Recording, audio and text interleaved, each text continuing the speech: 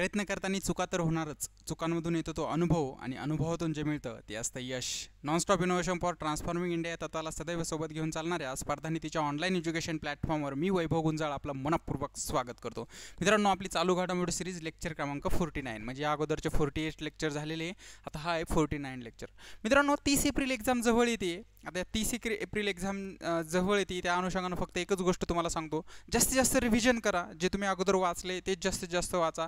जितकं जास्तीत जास्त तुम्ही रिव्हिजन करतात, आता हे अजून हे इथून पुढचे जे 15 दिवस आहे त्यामध्ये जास्तीत जास्त पेपर सोडवताल, जास्तीत जास्त टेस्ट सोडवताल, त्याचा नक्कीच फायदा तुम्हाला येणाऱ्या 30 एप्रिलला होईल आणि तुमचे मार्क वाढण्यात होईल. त्याच्यामुळे जास्तीत जास्त जे आहे ते रिव्हिजन करण्याचा प्रयत्न करता. नवीन जास्त काही वाचत बसू नका. जे वाचले आतापर्यंत, जे बुक्स वाचले तेच जास्तीत जास्त वाचा, जेणेकरून तुम्हाला त्याचा एक्झाममध्ये 100% फायदा होईल. तर बघा मित्रांनो, आता लेक्चर क्रमांक 49, या अगोदर मी 48 लेक्चर जे आहे तर ते आपल्या यूट्यूबवर टाकलेले. अजूनही कोणी बघितले नसेल तर कृपया बघून घ्या आणि इथून पुढचे येणारे लेक्चर ते पण बघा. तुम्हाला येणाऱ्या 30 एप्रिल असेल किंवा पुढे राज्यसेवा असेल, या सगळ्या गोष्टींसाठी त्याचा अत्यंत फायदा होईल याचा मला पूर्ण विश्वास आहे. लक्षात. अजूनही काही मुलांनी आपलं टेलिग्राम चॅनल जॉईन केलं नाही. या लेक्चरच्या PDF नोट्स असतील किंवा अजून काही गोष्टी असतील, टेलिग्राम चॅनलवर काही अपडेट असतील, हे मी तिथे देत असतो. तो कृपया टेलिग्राम चॅनल जॉईन करा. मी डिस्क्रिप्शन बॉक्समध्ये टेलिग्राम चॅनलची लिंक दिलेली आहे. चला तर मित्रांनो, आता कुठलाही वेळ न घालवता सरळ लेक्चर क्रमांक 49 किंवा 49ला जे आहे तरी आपण सुरुवात करूयात.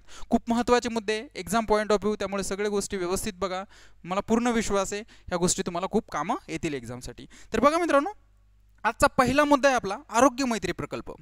काय आहे आरोग्य मैत्री प्रकल्प? आत्ताच पंतप्रधान नरेंद्र मोदी यांनी आरोग्य मंत्री प्रकल्पाची घोषणा केली. पण आहे तरी काय आरोग्य मंत्री प्रकल्प? सरळ सरळ असा प्रश्न येऊ शकतो की आरोग्य मैत्री प्रकल्प आत्ताच पंतप्रधानांद्वारे घोषित झाला, तर खालीलपैकी कोणत्या उद्देशानं तो घोषित झाला किंवा त्याचा उद्देश काय, तर हे आपल्याला माहिती असणं गरजेचं आहे. तर ते एक्झाम पॉईंट ऑफ व्ह्यू आपण फक्त त्याबद्दल एक गोष्ट लक्षात घेऊया की काही महत्त्वाचे मुद्दे तेवढे व्यवस्थित लक्षात घ्या. ते जरी तुम्ही व्यवस्थित लक्षात घेतले तर सगळ्या गोष्टी तुम्हाला व्यवस्थितरित्या exam point of view cover होतील. तर बघा मित्रांनो, आरोग्य मैत्री प्रकल्प हा जो प्रकल्प आहे कधी घोषित झाला, तर जानेवारी 2023 मध्ये. आणि कोणाद्वारे? तर पंतप्रधान नरेंद्र मोदी यांच्याद्वारे. पंतप्रधान नरेंद्र मोदी यांनी जानेवारी 2023 मध्ये जो आहे तो प्रकल्प घोषित केला. आणि त्याचा उद्देश काय मित्रांनो? हा उद्देशाची व्यवस्थित लक्षात ठेवा की आरोग्य मैत्री प्रकल्पाचा नेमका उद्देश काय. हा उद्देश जरी तुम्हाला माहिती असला ना, मला जरी प्रश्न आला तुम्हाला आरोग्य मैत्री प्रकल्पावर, एकतर हा उद्देश देतील आणि विचारतील हा कोणत्या प्रकल्पाचा उद्देश किंवा कशाचा उद्देश आहे, किंवा मग हा आरोग्य मैत्री प्रकल्प विचारतील आणि कोणत्या उद्देशाने सुरू करण्यात आला हे विचारतील. तर बघा मित्रांनो, याचा उद्देश आहे नैसर्गिक आपत्ती किंवा मानवतावादी संकटामुळे प्रभावित झालेल्या कोणत्याही विकसनशील देशाला भारत आवश्यक वैद्यकीय पुरवठा करेल. व्यवस्थित लक्षात घ्या. बघा मित्रांनो, कोणतीही मानवतावादी संकट असेल, नैसर्गिक आपत्ती असेल, अशी कोणतीही आपत्ती जर विकसनशील देशांवर आली, व्यवस्थित लक्षात ठेवा, फक्त आणि फक्त विकसनशील देशाबद्दल बोलतो मी, विकसित नाही, अविकसित नाही, तर कोणत्याही गोष्टीबद्दल बोलत नाही. फक्त जे भारतासारखे विकसनशील देश आहे, तर या विकसनशील देशावर कोणतंही नैसर्गिक संकट, मानवतावादी कोणतंही संकट आलं, तरी नैसर्गिक आपत्ती आली, तर याच्यासाठी भारत या देशाला वैद्यकीय पुरवठा करेल. म्हणजे काही मेडिसिन असेल किंवा वैद्यकीय काही गोष्टी असतील, जसं की कोविड आला, एक मानवतावादी संकट होतं, त्याच्यामध्ये अनेक लोकांना गरज जी आहे तर ती पडत होती, अनेक लोकांच्या मदतीची गरज होती, भारताने अनेक देशाला मदत केली. तर त्याचप्रमाणे इथून पुढे कोणताही विकसनशील देश जर असेल, तर त्या देशाला मानवतावादी संकट आलं, काही नैसर्गिक आपत्ती आली, तर आरोग्य मैत्री प्रकल्पाच्या माध्यमातून भारत जे आहे तर त्या विकसनशील देशाला वैद्यकीय पुरवठा करेल. या उद्देशानं पंतप्रधान नरेंद्र मोदी यांनी आरोग्य मैत्री प्रकल्पाची सुरुवात केलेली आहे. आलं लक्षात? मला असं वाटतं मला आरोग्य मैत्री प्रकल्प जानेवारी 2023 मध्ये घोषित झाला तो कळाला असेल, पंतप्रधान नरेंद्र मोदी यांनी घोषित केला तोही कळाला असेल, आणि एखाद्या विकसनशील देशावर नैसर्गिक आपत्ती आली, काही मानवतावादी संकट आलं, तर त्याच्यामध्ये त्याच्यासोबत उभं राहणं आणि त्याच्यासाठी त्याला वैद्यकीय पुरवठा करणं, असं या प्रकल्पाद्वारे भारताने घोषित केलेलं आहे. आलं लक्षात? कोणत्या प्रकल्पाद्वारे? आरोग्य मैत्री प्रकल्प. मला असं वाटतं एक्झाम पॉईंट ऑफ व्ह्यू इतके मुद्दे तुमच्या व्यवस्थितरित्या लक्षात आले असतील. चला तर मित्रांनो, आता पुढच्या मुद्द्याकडे जाऊया. बघा, भारत अंडर-19 महिला T20 विश्वचषक 2023चा विजेता. म्हणजे 2023चा जो अंडर-19 महिला विश्वचषक झाला आता कुठे? दक्षिण आफ्रिकामध्ये. तर या दक्षिण आफ्रिकामध्ये झालेल्या अंडर-19 महिला T20 विश्वचषक स्पर्धेचा जो आहे तो भारत विजेता ठरलेला आहे पहिल्यांदाच. व्यवस्थित लक्षात ठेवा, पहिल्यांदाच विजेता ठरला आहे. त्याच्यामुळे ही जी गोष्ट आहे तर आपल्यासाठी खूप महत्त्वाची आहे. त्याच्यामुळं ह्या गोष्टी लक्षात घ्या. बघा मित्रांनो, मी सांगतो, T20 विश्वचषक होता, महिलांचा होता आणि 19 वर्षाखालील महिलांचा होता. ही गोष्ट इथे लक्षात घ्या. त्याचा विजेता भारत ठरलेला आहे. आलं लक्षात? त्याच्याबद्दल काही महत्त्वाचे पॉईंट आहे तर ते आपण लक्षात घेऊया. बघा मित्रांनो, एक पहिला मुद्दा लक्षात घ्या, विश्वचषक कोठे झाला ही एक गोष्ट इथे लक्षात घ्या. विश्वचषक कोठे झाला तर दक्षिण आफ्रिका. अंडर-19 महिला विश्वचषक T20 विश्वचषक जो आहे तर भारताने जिंकला. खालीलपैकी कोणत्या देशामध्ये हा विश्वचषक जो आहे तो पार पडला तर तो पार पडला मित्रांनो दक्षिण आफ्रिका या देशामध्ये. तर हा देश व्यवस्थित लक्षात ठेवा. आणि कोणता अंडर-19 महिला T20 विश्वचषक 2023 आणि कुठे पार पडला दक्षिण आफ्रिकेला. अंतिम सामना भारत आणि इंग्लंड यांच्यात झाला आणि मित्रांनो इंग्लंडवर 7 गडी राखून भारताने पराभव केला आणि इंग्लंडचा 7 गडी राखून पराभव भारताने केला. आणि अशा प्रकारे हा पहिला T20 विश्वचषक पहिल्यांदाच आपल्या नावावर केला कोणी भारताने. ही गोष्ट इथे लक्षात घ्या. अंतिम फेरीत कोण म्हणजे फायनलला कोण कोण होतं इंग्लंड आणि भारत आणि इंग्लंडचा 7 गडी राखून भारताने पराभव केला आणि याच्यावर आपलं नाव कोरलं. आलं लक्षात मित्रांनो. महिला T20 विश्वचषक अंडर-19 कुठे पार पडला दक्षिण आफ्रिका. विजेता भारत, उपविजेता इंग्लंड. आलं लक्षात. ओके. आणि भारतीय संघाचे नेतृत्व शफाली वर्मा हिने केले. म्हणजे शफाली वर्मा जी भारतीय संघाची कर्णधार होती अंडर-19 मध्ये आणि हा विश्वचषक जिंकण्यामध्ये तिनं नेतृत्व केलं आणि तिच्या नेतृत्वाखाली आहे तर भारताने हा अंडर-19 विश्वचषक जिंकला मित्रांनो. कोणी नेतृत्व केलं भारताचं शफाली वर्मा. कोणी शफाली वर्मा. ही एक गोष्ट इथे लक्षात ठेवा. मला असं वाटतं आरोग्य मैत्री प्रकल्प तुम्हाला कळाला. T20 जो आहे विश्वचषक याच्याबद्दलही काही मुद्दे कळाले. याच्याबद्दल अजून काही मुद्दे तर ते पण आपण लक्षात घेऊयात मित्रांनो. ते कोणते मुद्दे आहे तर ते बघा. तर बघा आता मी तुम्हाला आत्ता सांगितलं की दक्षिण आफ्रिकामध्ये झाला. भारतीय संघाचं नेतृत्व शफाली वर्मा हिने केले. अंतिम सामन्यामध्ये भारत आणि इंग्लंड यांच्यामध्ये झाला. त्याचा इंग्लंडचा भारताने 7 गडी राखून पराभव केला. हे काही मुद्दे तुम्हाला कळाले. पण अजून याच्याबद्दल अजून काही मुद्दे लक्षात घ्या मित्रांनो. हिची जी सामनावीर ठरलेली या सामन्याची अंतिम सामन्याची सामनावीर ठरलेली तिथंच साधू टिटस किंवा टायटस असं काही जरी आलं तर लक्षात घ्या. तिथंच साधू ही जी आहे तर या सामन्याची जी सामनावीर ठरलेली आणि जी मालिकावीर ठरली मित्रांनो पूर्ण मॅच ऑफ द सिरीज तर तीच ठरलेली ग्रेस स्क्रिव्हन्स आणि ही इंग्लंडची कर्णधार आहे. बघा मॅन ऑफ द मॅच कोण ठरलं वुमन ऑफ द मॅच कोण ठरलं तिथंच साधू आणि वुमन ऑफ द सिरीज कोण ठरलं ग्रेस स्क्रिव्हन आणि ही कोण इंग्लंडची कर्णधार आहे. आलं लक्षात मित्रांनो. ग्रेस स्क्रिव्हन्स आणि वुमन ऑफ द मॅच कोण तिथंच साधू. कळतंय मी काय बोलतोय. ओके. आणि एक गोष्ट महत्त्वाची लक्षात घ्या मित्रांनो. भारतीय महिला संघाने हा विश्वचषक जिंकण्याची पहिलीच वेळ आहे. व्यवस्थित लक्षात ठेवा. नेतृत्व केलं शफाली वर्मा. विश्वचषक पार पडला दक्षिण आफ्रिकेत. फायनलमध्ये होतं भारत आणि इंग्लंडचा 7 गडी राखून भारताने पराभव केला. सामनावीर ठरली कोण तिथं साधू. मालिकावीर ठरली कोण ग्रेस स्क्रिव्हन्स जी इंग्लंडची कर्णधार आहे आणि भारताने पहिल्यांदाच हा विश्वचषक जिंकला. लक्षात. मला असं वाटतं याच्याबद्दल जर प्रश्न आला तर याच्यातच येईल आणि आला तर तुमचा चुकणार नाही याचा मला पूर्ण विश्वास आहे. तर बघा मित्रांनो अजून पुढचा मुद्दा आपण बघूयात. नांदेडचा शिवराज राक्षे 2023चा महाराष्ट्र केसरी. बघा मित्रांनो आताच पुण्यामध्ये जी आहे तर पार पडलेली जी 65वी महाराष्ट्र केसरी स्पर्धा होती. कितवी 65वी महाराष्ट्र केसरी स्पर्धा तर ही जिंकलेली नांदेडच्या शिवराज राक्षे यांनी. नाव व्यवस्थित लक्षात ठेवा. या स्पर्धेबद्दल असेल किंवा याच्या मागच्या स्पर्धेबद्दल असतील सगळ्या गोष्टी मी अगदी व्यवस्थितरित्या सांगतो त्याच्यामुळे लक्ष देऊन व्यवस्थित बघा. तर बघा मित्रांनो नांदेडचा कोण आहे शिवराज राक्षे हा 2023च्या महाराष्ट्र केसरीचा विजेता ठरलेला आहे. बघा नांदेडचा शिवराज राक्षे 2023चा महाराष्ट्र केसरी विजेता ठरलेला आहे किंवा महाराष्ट्र केसरी ठरलेला आहे. कोण नांदेडचा शिवराज राक्षे. नाव व्यवस्थित लक्षात ठेवा मित्रांनो. कोण शिवराज राक्षे. या स्पर्धेबद्दल असेल इतर काही गोष्टी असतील तर त्या मी सगळ्या डिटेल सांगणार आहे फक्त लक्ष द्या. बघा मित्रांनो 2023ची कितवी स्पर्धा होती तर 65वी स्पर्धा होती. 2023ची झालेली कितवी स्पर्धा होती 65वी स्पर्धा होती. ही गोष्ट इथे लक्षात ठेवा. कोणाला चितपट केले तर महेंद्र गायकवाड हा सोलापूरचा मल्ल होता याला चितपट केले. म्हणजे सरळ काय विजेता ठरला शिवराज राक्षे आणि उपविजेता ठरला महेंद्र गायकवाड जो सोलापूरचा होता आणि विजेता ठरलेला शिवराज राक्षे कोणत्या जिल्ह्याचा होता नांदेडचा. आलं लक्षात मी काय बोलतोय. आणि ही स्पर्धा कुठं पार पडली कोथरूड पुणे. बघा व्यवस्थित लक्ष द्या. विजेता कोण ठरला शिवराज राक्षे जो नांदेडचा आहे आणि त्याने हरवलं चितपट केलं म्हणजे ज्याला चितपट केलं फायनलमध्ये तो उपविजेता कोण होता महेंद्र गायकवाड आणि हा कुडालचा होता सोलापूरचा. म्हणजे अशा प्रकारे विजेता होता शिवराज राक्षे आणि उपविजेता होता महेंद्र गायकवाड आणि ही स्पर्धा कुठे पार पडली तर मामासाहेब माहोळ क्रीडानगरी कोथरूड पुणे. बघा व्यवस्थित मामासाहेब माहोळ क्रीडानगरी कोथरूड पुणे जे आहे तर इथे ही स्पर्धा पार पडली आणि अशा प्रकारे शिवराज राक्षे आणि महेंद्र गायकवाड याला चितपट करून आपल्या नावावर महाराष्ट्र केसरी हा किताब मिळवला किंवा महाराष्ट्र केसरी तो ठरलाय कोण शिवराज राक्षे.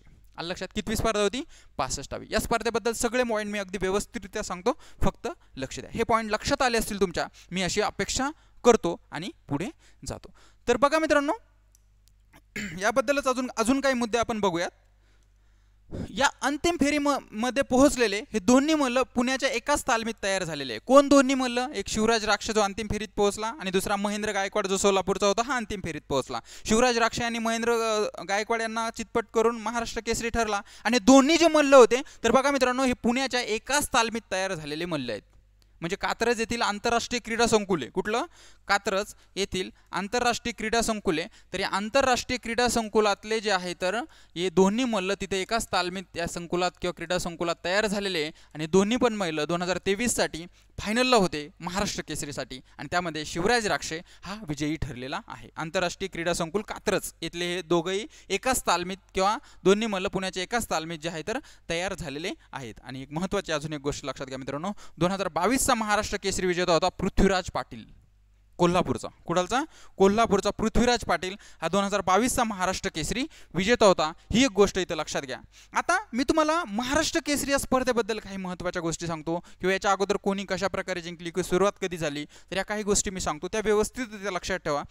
जर तुम्हाला प्रश्न आला ऑप्शन सब ऑप्शन किंवा पर्यायी उत्तर किंवा असं थोडंसं जास्त मोठा प्रश्न आला जास्त माहिती असलेला तर 100% या स्पर्धेबद्दल पण मागचं काही विचारू शकतात. किंवा सरळ प्रश्न आला 2023 महाराष्ट्र केसरी ठरलेला कोण तर शिवराज राक्षे. उपविजेता तुम्हाला माहिती आहे महेंद्र गायकवाड. शिवराज राक्षेचा जिल्हा माहिती आहे नांदेड. तर असे कॉमन प्रश्न आले वन लाईनरमध्ये ते तुम्हाला सहज सुटतील. पण जर असा काही त्या डीपमध्ये प्रश्न विचारला तर आपण महाराष्ट्र केसरीबद्दल पण काही मुद्दे व्यवस्थितरित्या लक्षात घेऊया जेणेकरून नंतर प्रश्न आला तर तुम्हाला अडचण यायला नको. तर बघा मित्रांनो ही जी महाराष्ट्र केसरी स्पर्धा आहे ना तर ही स्पर्धा सुरू झालेली 1961 ला. व्यवस्थित लक्षात घ्या महाराष्ट्र केसरी स्पर्धा सुरू कधी झालेली आहे 1961 ला सुरू झाली मित्रांनो. आणि ही जी स्पर्धा 2023 ला झालेली आहे ती 2023 ची स्पर्धा होती 65वी. बघा व्यवस्थित लक्षात 2023 ची स्पर्धा किती होती 65वी. सुरुवात कधी झाली महाराष्ट्र केसरी स्पर्धेची 1961 ला. 2023 ला झाली ती 65वी. आणि एक महत्त्वाची लक्षात घ्या गोष्ट मित्रांनो जो शिवराज राक्ष 2023 मध्ये महाराष्ट्र केसरी विजेता ठरला तो विजेता आहे 46वा. बघा व्यवस्थित लक्षात घ्या 2023 महाराष्ट्र केसरी विजेता ठरला तो आहे 46वा. आता तुमचा साधा सोपा सरळ प्रश्न तुमच्या डोक्यात आला असेल की स्पर्धा तर 65वी आहे मग विजेता 46वा कसा. तर याचं उत्तर असं आहे मित्रांनो की काही असे लोक आहे जे परत महाराष्ट्र केसरी विजेता ठरलेले आणि त्याच्यामुळे जे आहे तर व्यक्तींची संख्या कमी आहे आणि स्पर्धेची संख्या वाढतच गेलेली आहे. म्हणजे काही लोक पुन्हा महाराष्ट्र केसरी विजेता ठरले म्हणून व्यक्तिशः विचार केला तर शिवराज राक्षे हा 46वा महाराष्ट्र केसरी विजेता आहे. मी काय बोलतोय कळतोय तुम्हाला? हेच कळत असेल अशी अपेक्षा करतो. अजून एक महत्त्वाची गोष्ट लक्षात घ्या मित्रांनो या महाराष्ट्र केसरी स्पर्धेबद्दल 1974 ला युवराज पाटील नावाचा हा मल्ल जो आहे तो महाराष्ट्र केसरी ठरला होता. कोण? युवराज पाटील. तुमचा प्रश्न असेल सर हे सांगताय तुम्ही 1974 इतके दिले सोडून आणि 1974 महाराष्ट्र केसरी का सांगता तर एक गोष्ट इथे लक्षात घ्या मित्रांनो 1974 ला विजेता ठरलेला युवराज पाटील महाराष्ट्र केसरी ठरलेला युवराज पाटील सर्वात तरुण महाराष्ट्र केसरी ठरलेला आहे आणि त्याचं वय 1974 ला ज्यावेळेस ठरला त्यावेळेस फक्त 17 वर्ष होतं. कळतंय मी काय बोलतोय? फक्त किती 17 वर्ष वयाच्या वेळेस तो महाराष्ट्र केसरी विजेता ठरला आणि आतापर्यंतचा सर्वात तरुण जो आहे तर तो महाराष्ट्र केसरी विजेता आहे कोण? युवराज पाटील. कधी ठरला? 1974 ला. 2023 ला कोण? शिवराज राक्षे. आलं लक्षात? कितवी स्पर्धा ही 65वी. 46वा विजेता कोण? शिवराज राक्षे. आणि ही स्पर्धा सुरू कधी झाली 1961 ला. मी काय बोलतोय कळतोय तुम्हाला? मला असं वाटतं तुमच्या सहज ही सगळे मी सांगतोय ते लक्षात येत असतील. अजून काही मुद्दे लक्षात घ्या मित्रांनो. असे दोन व्यक्ती एक नरसिंह यादव आणि दुसरा विजय चौधरी. कोण? नरसिंह यादव आणि विजय चौधरी असे दोन व्यक्ती या दोन्ही व्यक्तीनं या स्पर्धेची हॅट्रिक केलेली. म्हणजे सलग 3 वर्ष जे आहे तर ही स्पर्धा जिंकलेली आहे. कोणी? नरसिंह यादव आणि विजय चौधरी. व्यवस्थित लक्षात घ्या मित्रांनो नाव व्यवस्थित लक्षात ठेवा. नरसिंह यादव आणि विजय चौधरी या दोन्ही व्यक्तींनी जे आहे तर या स्पर्धेची हॅट्रिक केलेली आहे. आणि नरसिंह यादव यांनी 2011, 2012 आणि 2013 या 3 वर्ष सलग महाराष्ट्र केसरी ठरलेला आहे. आणि विजय चौधरी हा 14, 2015 आणि 2016 असे 3 वर्ष सलग महाराष्ट्र केसरी ठरलेला आहे. आणि आतापर्यंत नरसिंह यादव आणि विजय चौधरी या दोनही व्यक्तींना जे आहे तर आतापर्यंत महाराष्ट्र केसरी या पदाची हॅट्रिक केलेली आहे. म्हणजे 3 वेळेस सलग हे विजेते ठरलेले कोण? नरसिंह यादव आणि विजय चौधरी. मी काय बोलतोय कळतंय तुम्हाला? आता हे बघा मित्रांनो 11, 12, 13 ला विजेता कोण असेल? नरसिंह यादव. विजय चौधरी विजेता कसे 14, 15, 16. त्याच्यानंतर अजून तुम्हाला काही एक्स्ट्रा माहिती असल्यास सांगतो. 2017 ला जो विजेता होता तो होता अभिजित कटके. कोण? अभिजित कटके. त्याच्यानंतर 2018 ला जो विजेता होता मित्रांनो बाला रफिक शेख. कोण? बाला रफिक शेख. आणि 2019 ला विजेता होता मित्रांनो तो होता हर्षवर्धन सदगीर. हर्षवर्धन सदगीर हा 2019 ला विजेता होता. आणि एक महत्त्वाची गोष्ट लक्षात घ्या मित्रांनो 2020 आणि 2021 कोविड कारणामुळे महाराष्ट्र केसरी स्पर्धा पार पडली नाही. आता 2022चा विजेता होता तो होता पृथ्वीराज पाटील. मी तुम्हाला आत्ताच सांगितलं मागे 2022चा विजेता होता पृथ्वीराज पाटील आणि आता 2023चा विजेता आहे तो शिवराज राक्षे. 11 पासून आतापर्यंत सगळ्या गोष्टी तुमच्या लक्षात आली, कोण विजेते, कोण ट्रिपल किंवा कोणी हॅट्रिक केली, नरसिंह यादव असेल, विजय चौधरी असेल. त्याच्यानंतर 17, 18, 19चे विजेते कोण, 20-21ला स्पर्धा पार पडले नाही, परत 22चा पृथ्वीराज पाटील आणि 23चा आता शिवराज राक्षे. अशा प्रकारे जे आहे तर या स्पर्धेबद्दल इतर काही माहिती मी तुम्हाला सांगितलेली. 1961ला सुरू झाली, 2023ची 65वी होती आणि शिवराज राक्षे 46वा व्यक्तिशः विचार केला तर 46वा विजेता आहे. कळते मी काय बोलतोय. स्पर्धेबद्दल प्रश्न आला, महाराष्ट्र केसरीबद्दल काही आलं तर जाणार नाही, निश्चिंत राहा. आता नंतर बघा मित्रांनो, याच्या पुढचा मुद्दा आहे सायक्लॉन 1 हा जो युद्ध सराव आहे हा नेमका कुणामध्ये पार पडला. काय सायक्लॉन 1 नावाचा एक युद्ध सरावाचं नाव आहे. हा युद्ध सराव अशा एका देशाबरोबर पार पडला ज्या देशाचा भारतासोबत हा पहिलाच युद्ध सराव आहे आणि त्याच्यामुळे हा युद्ध सराव आपल्याला महत्त्वाचा आहे. सरळ प्रश्न येतो मित्रांनो, हा येईल किंवा इतर मी काही युद्ध सरावावर लेक्चर क्रमांक 42 बघा, मी सगळे युद्ध सराव दिलेले आहेत त्याच्यात, तर ते तुम्ही बघू शकतात. पण हा नवीन युद्ध सराव आहे, हा पहिल्यांदाच पार पडला XYZ देशासोबत, म्हणजे कोणता मी सांगतो तुम्हाला आता, म्हणजे भारतासोबत पार पडला. तर हा युद्ध सराव आपल्याला व्यवस्थित लक्षात ठेवणं गरजेचं आहे. सरळ प्रश्न येतो, हा युद्ध सराव खालीलपैकी कोणत्या 2 देशामध्ये पार पडतो किंवा पडला, असा प्रश्न येतो. काहीच वेगळं येत नाही, पण जर अचूक माहिती असेल तर सहजरित्या आपण त्याचं उत्तर लिहू शकतो. त्यामुळे आपल्याला ते अचूकरित्या माहिती करून घ्यायचं. तर बघा मित्रांनो, सायक्लॉन 1 हा जो युद्ध सराव आहे हा कोणादरम्यान, तर भारत आणि इजिप्त यांच्या लष्कराच्या विशेष दलादरम्यान किंवा लष्करादरम्यान भारत आणि इजिप्त. सायक्लॉन 1 व्यवस्थित लक्षात ठेवा, कोण, भारत आणि इजिप्त या 2 देशाच्या लष्करादरम्यान जो आहे तर हा सायक्लॉन 1 जो आहे तो युद्ध सराव पार पडला. ही गोष्ट व्यवस्थित लक्षात ठेवा. आणि मित्रांनो, या दोन्ही देशामधील हा पहिलाच युद्ध सराव आहे. दोन्ही देशामधील हा पहिलाच युद्ध सराव आहे. आणि कोठे आणि कधी पार पडला मित्रांनो, तर 14 जानेवारी 2023ला जैसलमेर राजस्थान येथे पार पडला. जैसलमेर राजस्थान येथे 14 जानेवारी 2023ला सायक्लॉन 1 हा युद्ध सराव पार पडला. हा भारत आणि इजिप्त या 2 देशाच्या लष्करादरम्यान पार पडला आणि या दोन्ही देशाच्या लष्करादरम्यान झालेला हा पहिलाच युद्ध सराव आहे. त्याच्यामुळे सायक्लॉन 1 हा युद्ध सराव व्यवस्थितरित्या लक्षात ठेवा. मी काय बोलतोय कळतंय मित्रांनो? येस, मला असं वाटतं तुम्हाला मी जे सांगतोय ते अगदी व्यवस्थितरित्या कळत असेल, मी अशी अपेक्षा करतो. आणि आता पुढच्या मुद्द्याकडे वळतो. चला तर मित्रांनो, बघा आता आपला पुढचा मुद्दा कोणता आहे. हा सायक्लॉन 1 युद्ध सराव असेल, याच्या अगोदरचे मुद्दे असतील तर ते तुम्हाला सहजरित्या कळले असतील अशी मी अपेक्षा करतो. आणि आता आपला पुढचा मुद्दा आहे मित्रांनो, अंधत्व नियंत्रण धोरण. अंधत्व नियंत्रण धोरण म्हणजे काय? असे काही लोक आहे, हे जे आहे तर एका विशिष्ट राज्याने, कोणत्या राज्याने ते मी सांगतो, राज्याने हे अंधत्व नियंत्रण धोरण सुरू केलेलं आहे.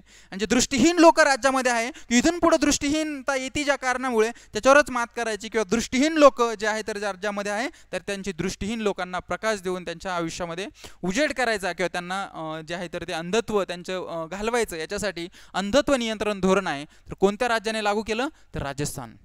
व्यवस्थित लक्षात ठेवा मित्रांनो, अंधत्व नियंत्रण धोरण हे जे राजस्थान राज्याने सुरू केलेले आहे त्याच्याबद्दल मी अजून काही माहिती सांगतो, ती पण व्यवस्थितरित्या लक्षात घ्या. तर कोणत्या राज्याने लागू केलं मित्रांनो? राजस्थान. राजस्थान हे नाव व्यवस्थित लक्षात ठेवा. राजस्थान राज्याने जे आहे तर अंधत्व नियंत्रण धोरण जे आहे तर ते लागू केलं. अंधत्व नियंत्रण धोरण कोणत्या राज्याने लागू केलं?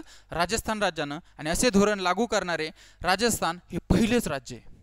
बघा आता असे कसे धोरण, तर मी पुढे सांगतो नेमक्या धोरणाचा उद्देश काय. पण असे धोरण लागू करणारे राजस्थान हे पहिलेच राज्य आहे. आणि निरोगी राजस्थान मोहिमेअंतर्गत, लक्ष द्या व्यवस्थित, निरोगी राजस्थान मोहिमेअंतर्गत दृष्टीचा अधिकार सुनिश्चित करण्यासाठी, म्हणजे प्रत्येकाला दृष्टीचा अधिकार आहेच, या उद्देशानं जी निरोगी राजस्थान मोहीम राबवली जाते. तर त्याच्यासाठी मुख्यमंत्री अशोक गेहलोत यांनी जानेवारी 2023 मध्ये जे आहे तरी अंधत्व नियंत्रण धोरण जे आहे तर लागू केलं. कधी? जानेवारी 2023 मध्ये. कोणी लागू केलं? मुख्यमंत्री अशोक गेहलोत, किंवा राजस्थान या राज्यानं असंही म्हणू शकता. आणि असे धोरण लागू करणारे जे राजस्थान आहे तर आतापर्यंतचे पहिलेच राज्य ठरलेले, ही पण गोष्ट इथे लक्षात ठेवा. कोणतं धोरण मित्रांनो? अंधत्व नियंत्रण धोरण. आता नेमक्या धोरणाचा उद्देश काय आहे? लागू तर केलं, राजस्थान राज्याने लागू केलं, अंधत्व नियंत्रण धोरण लागू केलं, आणि असं धोरण लागू करणारं राजस्थान हे पहिलंच राज्य आहे. पण नेमकं काय उद्देश आहे हे अंधत्व नियंत्रण धोरण लागू करण्याचा, तर तो आपण जाणून घेऊयात. बघा मित्रांनो, राज्यातील 3 लाखाहून अधिक दृष्टीदोष असलेल्या म्हणजे ज्यांना दिसत नाही, की दृष्टीदोष आहे, की जे अंध व्यक्ती आहे, तर अशा 3 लाखाहून अधिक जे राजस्थानमध्ये लोक आहेत दृष्टीदोष असलेले, त्यांच्या जीवनात प्रकाश आणणे आणि इथून पुढे जे आहे तर राजस्थानमध्ये दृष्टीदोष कोणाला उद्भवू नये त्याच्यासाठीही प्रयत्न करणे, याच्यासाठी अंधत्व नियंत्रण धोरण जे आहे तर राजस्थान राज्यानं सुरू केलेलं आहे. ही गोष्ट इथे लक्षात ठेवा. कोणी सुरू केलं? राजस्थान राज्याने. अंधत्व नियंत्रण धोरण असं धोरण सुरू करणारं राजस्थान हे पहिलंच राज्य आहे. ही एक इथं गोष्ट लक्षात ठेवा. कधी सुरू केलं? जानेवारी 2023 मध्ये. मला असं वाटतं हाही मुद्दा तुमच्या अगदी व्यवस्थितरित्या लक्षात आला असेल. अगोदरचे पण सांगितलेले तेही व्यवस्थित लक्षात आले असतील, हाही व्यवस्थित लक्षात आला असेल. आता आपण बघूयात मित्रांनो पुढे काय आहे ते. तर बघा मित्रांनो, आता मी तुम्हाला सांगितल्याप्रमाणे आपण जे लेक्चर घेतो त्याच्या मागे काय करतो, संभाव्य प्रश्न घेतो. आता संभाव्य प्रश्न इतके व्यवस्थित असतात ना, मी तुम्हाला सांगतो काही मागच्या काही एक्झाममध्ये असं झालं जशाला तसे कॉपी पेस्ट प्रश्न आहेत. म्हणजे संभाव्य प्रश्न पण जशाला तसे तिथे पडलेले आहेत, थोडेसे ऑप्शन वगैरे बदलून किंवा जशाला तसा प्रश्न. म्हणजे हे जरी तुम्ही व्यवस्थितरित्या बघितले तर 100% तुम्हाला जे आहे तर तिथे आलेला प्रश्न याच्याबद्दल विचारला तर 100% सुटेल, याबद्दल निश्चिंत राहा.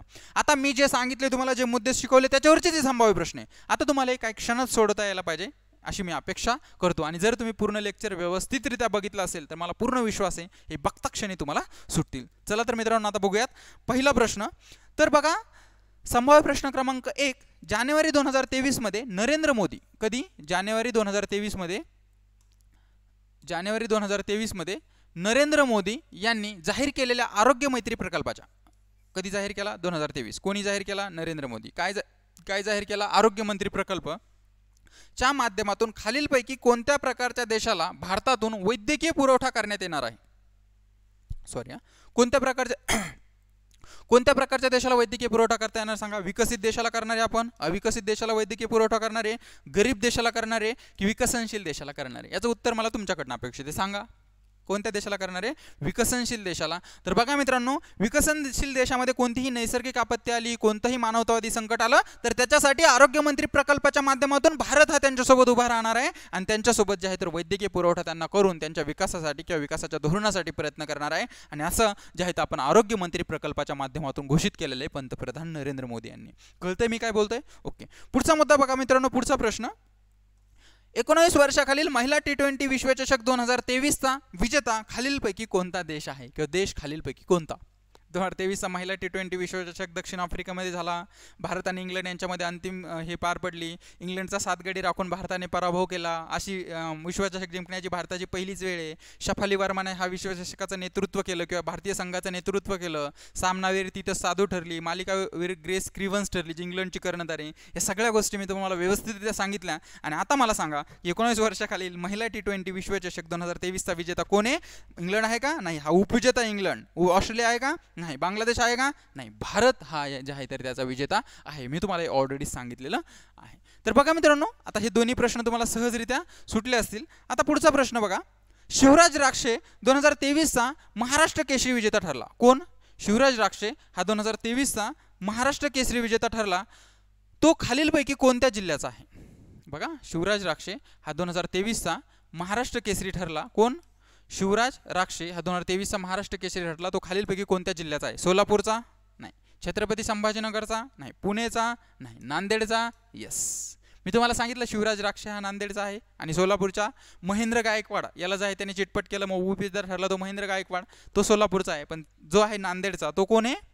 शिवराज राक्षे हा जो आहे तो नांदेडचा आहे. मग त्याचा जिल्हा व्यवस्थित लक्षात ठेवा. बाकी मी तुम्हाला महाराष्ट्र केसरीबद्दल पण सगळ्या गोष्टी डिटेल सांगितल्या. सुरुवात कधी झाली? 1961ला असेल. त्याच्यानंतर कोणी 2दा हॅट्रिक केली, हर्षवर्धन असेल किंवा नरसिंह यादव असेल किंवा विजय चौधरी असेल, या दोघांनी हॅट्रिक केली. त्याच्यानंतर 11 पासून तर 23 पर्यंत सगळ्या गोष्टी तुम्हाला माहीत झाल्या. 22-23ला हा जो आहे तो पार पडला नाही. त्याच्यानंतर 1974ला युवराज पाटील विजेता ठरला, तो सर्वात तरुण आतापर्यंतचा महाराष्ट्र केसरी विजेता आहे. तर ह्या सगळ्या गोष्टी मी तुम्हाला व्यवस्थितरित्या सांगितलेले आहेत.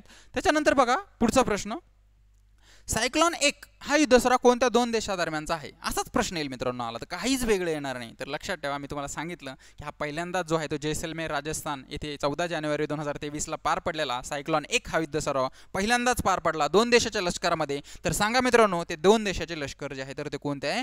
भारत आणि इजिप्त. कोण? भारत आणि इजिप्त.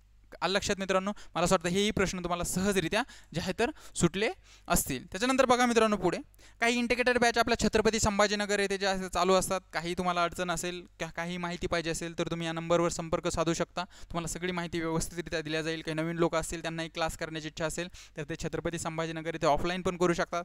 हळूहळू काही दिवसात तुम्हाला ऑनलाईन पण सगळ्या विषयाच्या बॅचेस हळूहळू अवेलेबल होतील. थोडासा वेळ लागेल, पण ऑफलाईन तुम्हाला सगळ्या सेवा सध्या उपलब्ध आहेत, त्याचा तुम्ही लाभ घेऊ शकता. आलं लक्षात मित्रांनो? त्याच्यानंतर बघा हां, मला असं वाटतं तुम्हाला सगळ्या गोष्टी व्यवस्थितरित्या समजल्या असतील. सगळे मुद्दे एक्झाम पॉईंट ऑफ व्ह्यू जे मी सांगितलं, प्रश्न आला ना मित्रांनो, जे मुद्दे मी सांगतो त्या संबंधात जर प्रश्नपत्रिकेत आयोगाचा प्रश्न आला 30 एप्रिलला किंवा इतर एक्झामला, तर जाणार नाही त्याबद्दल निश्चिंत राहा. आलं लक्षात? कारण मी एक्झाम पॉईंट ऑफ व्ह्यू सगळे महत्त्वाचे मुद्दे त्यामध्ये कव्हर केलेले आहेत आणि त्याच्यामुळे तुमचा तो प्रश्न जाणार नाही. आलं लक्षात मित्रांनो? सगळी सिरीज व्यवस्थित फॉलो करा. मागचे लेक्चर बघितले नसतील ते पण बघा. इथून पुढेही बघत चला सगळ्या गोष्टी व्यवस्थित. मला पूर्ण विश्वास आहे तुम्हाला हळूहळू या सगळ्या गोष्टी क्लिअर होतील आणि त्या एक्झाम पॉईंट ऑफ व्ह्यू तुमच्या कामं येतील. त्याच्यानंतर टेलिग्राम चॅनल जॉईन केलं नसेल कृपया मित्रांनो जॉईन करा. काही अडचण असेल, काही मार्गदर्शन पाहिजे असेल, काही पाहिजे असेल तर या नंबरवर जो आहे तर तुम्ही संपर्क साधू शकता. तुम्हाला बाकीच्या गोष्टी सगळ्या सांगितल्या जाईल. चला तर मित्रांनो मग थांबूया. Thank you so much.